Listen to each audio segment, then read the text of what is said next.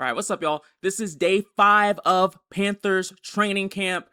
There was a practice yesterday. I didn't do a video. Long story short, first day of pads, first half lacking physicality. Dave pushed them a little bit and they improved. Now we're at day 5, second day of pads. Let's see what's going on. All right, finally feels like camp. We got a little sun, little heat, little humidity. Guys got some good work today. Ended with the nice move the ball period. That was very competitive. And again, just trying to, harp on just penalties, just little things that come up, keeping the line of scrimmage clean. It was another pretty good day, but in the move the ball, guys get tired. We had a couple of pre-snap deals there, so try to hit the guys on that. And really nice finish. Brazzell T-Mac in the back of the end zone on a little double move. So a way to go for the offense to just kind of finish the day that way. But they went back and forth. The energy was right from the beginning, starting in team run, and the guys got after it today. So I'm really proud of the group. Questions? All right, good stuff. So it sounds like a good day of practice. I feel like preseason is all about limiting penalties. Nothing pisses me off more than like silly offensive line penalties or blocking penalties or defensive penalties. And the fact that they're focusing on that now is huge. Every team does that. It's not really that crazy, but I like hearing that be emphasized. And then it just sounds like it's nice to hear like T-Mac and Bryce are having a good connection, scoring touchdowns. That's what I care the most about. So good positive start to this one so far. Obviously, there's been a lot of injuries. How do you feel they've responded to injuries, especially when you're not stopping drills and going back out there and the passing game is what it was after Chris left? Yeah, Chris, same knee. So just something happened. He felt weird on it, sat down. We took him in. We'll get a full evaluation and get a picture of that, and we'll give you guys more information there. Yeah, some this and that. We, with Mitch Evans, it was ended up being kind of a low ankle sprain. So we're optimistic we can turn him back around and get him back out there for FanFest. Speaking of which, FanFest Friday night, 7:30, a great event. The last couple of years, there's been a really great showing there. And we try to simulate a game as much as possible, and I love that. It's a challenge on me to try to make sure I throw different situations at guys, place the ball in different spots. We'll have special teams. There'll be a couple of trick plays on offense, on special teams, some things that we've been kind of cooking up in secret, not telling the other side about it. So the defense has some pressures that they got up their sleeve as well. So just a couple of things to keep it exciting, and hope that if anybody's listening comes out and supports. It's going to be a lot of fun. All right, the original question was all about the injuries that have been happening. So Chris Brazzell went down in practice today. I've already seen news reports. It looks like it was I might not be calling it the right thing, but it was like an LCL tear or something like that. And so he's going to be out for roughly 8 weeks. And so, that's pushing it. Probably going to be a little far into the regular season, and he's a rookie, so it's going to take him a while to get ramped up some. So definitely disappointing, because I was a big fan of Chris Brazzell. I like that he was putting pressure on X a bit, and at least it sounds like so far in training camp, from what we've seen, Xavier Legette has been playing better, but, without someone behind him that is a solid replacement, it does worry me some. But onwards and upwards. And then we also found out Mitchell Evans, he went down, but it sounds like that injury isn't that serious. Dave here, you can see no one likes to talk about injuries that much. He went off on a bit of a tangent about something completely unrelated to the question, but still good information that, teams are planning for each other.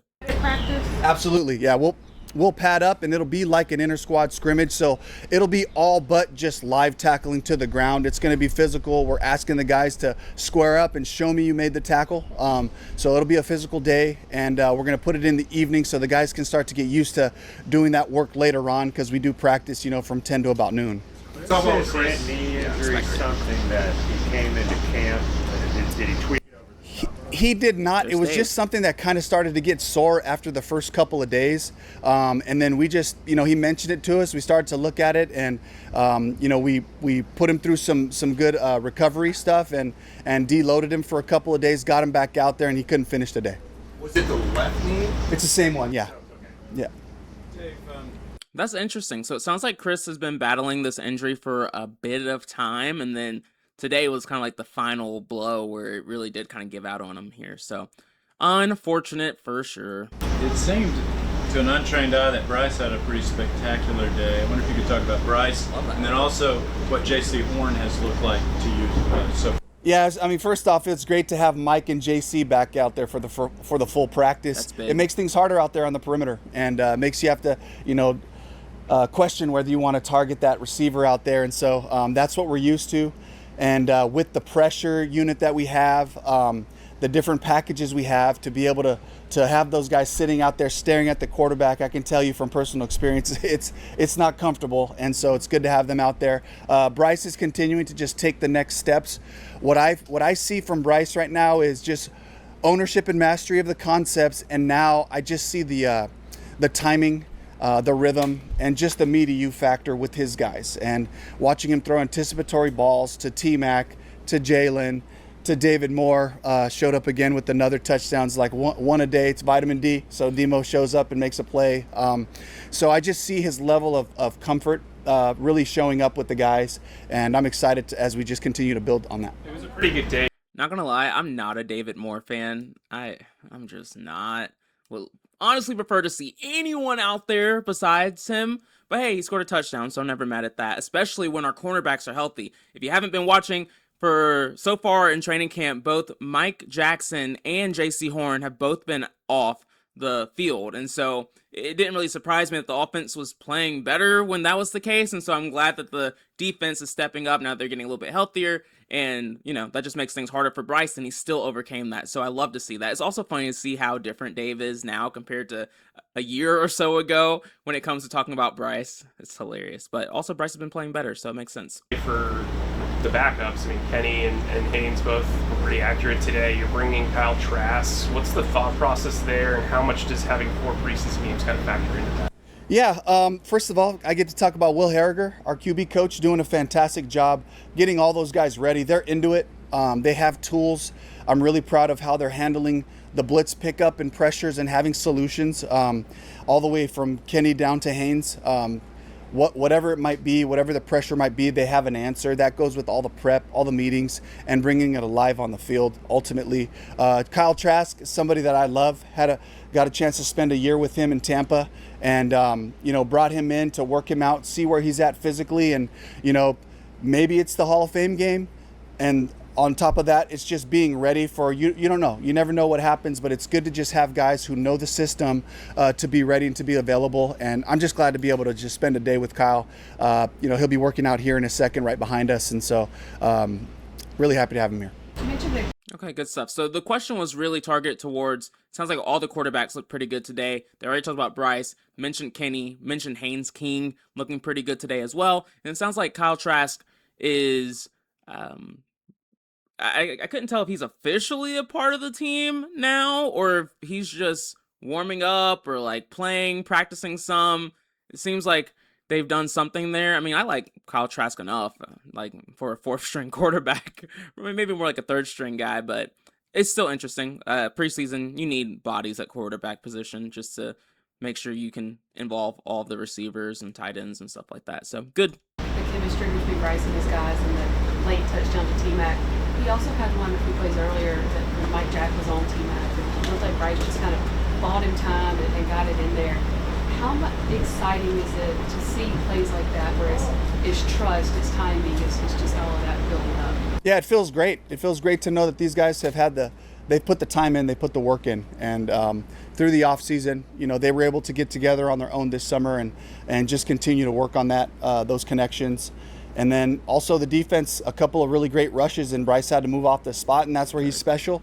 He was able to kind of slide to the left, buy him some time, and get the ball down the field. So, but those are the ops that we need, and it brings out the best in all of us. Our outside guys going against Mike and going against JC every day is fantastic, and of course Will Lee having to deal with our guys as well. It's going to bring out the best in him, and that's what we look for competition. Back on those corners, you guys obviously locked up JC. Mike Jackson in contract year. How would you describe the level of priority for getting him locked up? Mike's one of my favorite guys. Again, this is just a negotiation thing. This is really not my world, and so I think they'll continue to go through that process and make that decision when the time's right. David, today you talked about Fan Fest, but it is the first time you'll be in that stadium in front of fans since the playoff game. Just how excited are you to be in that sort of environment again and give that to the guys again? It's fantastic, and having a taste of what it feels like to be in the wild card round to win the division, hosting a playoff game, and the support that we got from our fan base. As people ask me, like, what was that game like? The ones who weren't able to be there, it was just like, it was special from pregame as our groups came out, DBs, wide receivers, the big boys come out together. There was just a welcoming from the crowd that was already there. The energy was right, and the guys could feel that. They come bouncing out of the tunnel a little different when they have that kind of support, and so that's the last thing in our guys' minds. And as I asked them, let's move on. This is 2026. This is a new season. Nothing is guaranteed. The work is today. I know that in the back of their minds, I know they can feel that, and they're excited to get back into our stadium, play ball like we know how, and I'm excited about and looking forward to a really good turnout so that the energy's right in there. Hey, yesterday you said you wanted to watch the film before you kind of diagnosed Monroe's day. Yeah. What did you see on film, and if anything, what did you see today? Yeah. Monroe's the rookie tackle. He's asking how he's doing today. This is big. So from yesterday or from the day before, it was yesterday's film. Having a surface to get on top of to get his big mitts in there helped him, and he was able to play comfortably. There were a couple of times he got a little bit behind the rush. He's so athletic, he's able to get his big body back in phase to create that pocket width that we're looking for, and I'm really, really encouraged, really excited for where he's at. I know you said you wanted to be. That was short and sweet. He didn't ramble, but you could tell he's a rookie tackle. He's going to struggle on certain things. And you can tell Dave doesn't want to, publicly humiliate him. But yeah, he's doing fine, but definitely room for improvement is my takeaway there. You can tell Dave was a little uncomfortable with that one. Part of Kenny's story, but how has he affected the story of training camp so far? Just the way that he prepares. He's in there early. He's ready to go. He knows the script. He knows what's happening. He's asking great questions. He's bringing things up from places that he's been in the past. It's exactly right. As the backup quarterback, that's one of your jobs. Is we're all in there in that room to support Bryce. And his best way of doing it is to make sure that he's on his stuff and that he's on time and on the money and pushing the practices so we can evaluate. Because even though you can't take every single rep, when Kenny goes out there and continues to move the offense or make a concept come alive, that's valuable film. Those are valuable cut-ups that we can use as teach tape for now and for the future. And so it's so important to have him here, and he's done a great job. Jasim Reed seemed to make several catches out there today. How much is he making his case right now, and what have you seen from him that stands out? A little hard to understand, but he's asking about Jasim Reed, who's been a popular guy in the training camp preseason section so far. He is a rookie receiver that we added, and yeah, definitely going to be a bit more important with Brazzell going down. So hopefully he's looking good still. Yeah, Jasim's giving everything he has. I mean, separates at the top. He knows what he's doing. First and foremost, he's a guy that we can count on. We can really spot him in and play at any position across the receiver room, whether that's X or F or at the Z. So he studies that way. And the bottom line is, we throw him the ball, he catches it. In the definition of wide receiver is receiver, and he does that. And the quarterbacks love throwing to him. That goes for Bryce all the way down to Haynes. So he's really making a case for himself. Good stuff. Love to hear that he's doing well. And it sounds like he's out there playing with a little bit of everybody. And the fact that he's playing with Bryce at all surprises me somewhat. But that sounds like a really good sign for how well he's playing. Again, another guy I'd like to see out there instead of a David Moore, but what do I know? I have to breathe a sigh of relief today on that special teams drill when Jonathan slipped and was down momentarily. Well, JB's going to have to tell me that he really wants to do it because we need him to be ready to see the different returns, but at the same time, we're bringing him back in phases, So that was just another football play. He lost his footing, and we all have to kind of move on from that, him as well, and just say, hey, stuff happens on the football field, just keep playing fast, trust it, and your body will just continue to catch up to it. Leave it to David Newton to ask something like that. It sounds like Jonathan Brooks slipped, and he's coming off of an ACL injury, has been very injury prone so far. We haven't seen him healthy, and so it's just a scary moment, but that happens. That conversation be like with him, you said about the return possibility. He's going to have to beg me. He's going to have to beg me to get out there because I know what an impact he can make on our offense. And we feel very confident in Trevor in what he's done last year as a punt returner and a kick returner. And we have some other young guys, too, that we really want to evaluate. So I would not anticipate you'll see Jonathan Brooks in the preseason returning any kicks.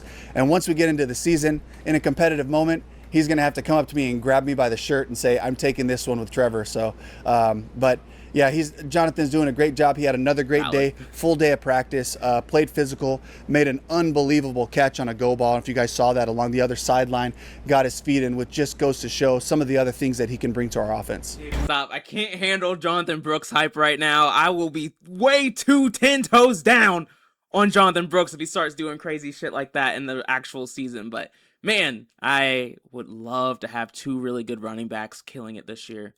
Why has it been important for Luke Fortner to get all the first team reps, and what has he brought to the protection calling and just kind of the O-line in general with all this moving and shaking there? Yeah, the center position is about command, and that's what Luke has. He gets up there, he gets us directed, and we play fast. And he's connected with Bryce. They've talked a whole bunch about just working on different cadence usage, protections, things that they're going to do, having a plan. He's a very cerebral guy, so he's always asking those questions. Now, what if this happens? How do you see us handling that? And so we've had some great conversations as a staff with him as well, not just with the players, but whether it's the quarterback or the center, they are kind of that liaison to the rest of the group as they go in there so that we're on the same page. Good stuff. Coach, you brought up Demo earlier. Yeah. And it's a really young, pretty young receiving room. He's really standing out as the vet in there.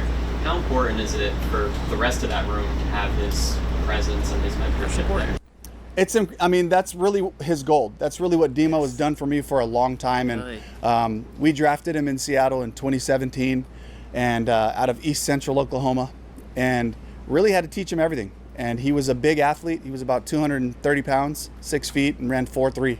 And they handed him the ball. They threw it to him how they could. And I was the receivers coach at the time. It was my task to teach him how to just be a receiver in the NFL. And that was a process.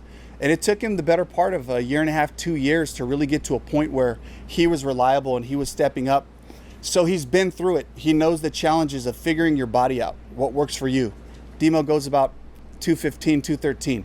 He changed his body by the way he works, by the way he eats, how he takes care of himself afterwards, how he studies and prepares so that you can be available to pop in really at different positions.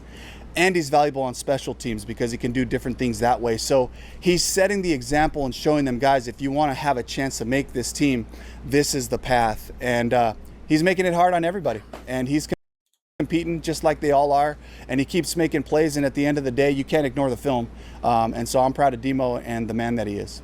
All right, I'm sorry for being anti-David Moore. Golly, what a little rant to go on there of how well he's doing. Honestly, I just view him as a vet who should be on the team. I just don't want him on the field that much. Am I evil for that? I don't know. The fact that you kind of built him up as a receiver helps him tell the other guys, like, this is what coach is going to want out of you. Absolutely. He knows what to expect. He knows the standard of work, and he knows how to approach it every day. So, and anybody can prep themselves all summer and do it for a couple days, but when you get 13, 15 days into camp, your routines are what save you, and that's where Demo really is one of our best examples of how to handle yourself. All right, thank you. All right, good stuff, Coach. Good stuff. Looks like everything, still moving as planned. I still have some really big concerns about the offensive line. I just really want to see that in preseason. But other than that, it sounds like all the other position groups are doing well and progressing well. And so I'm excited to see what happens next. Feel free, like, subscribe, comment. Let me know how y'all are feeling about things. But other than that, I'll see you on the next one. Peace out.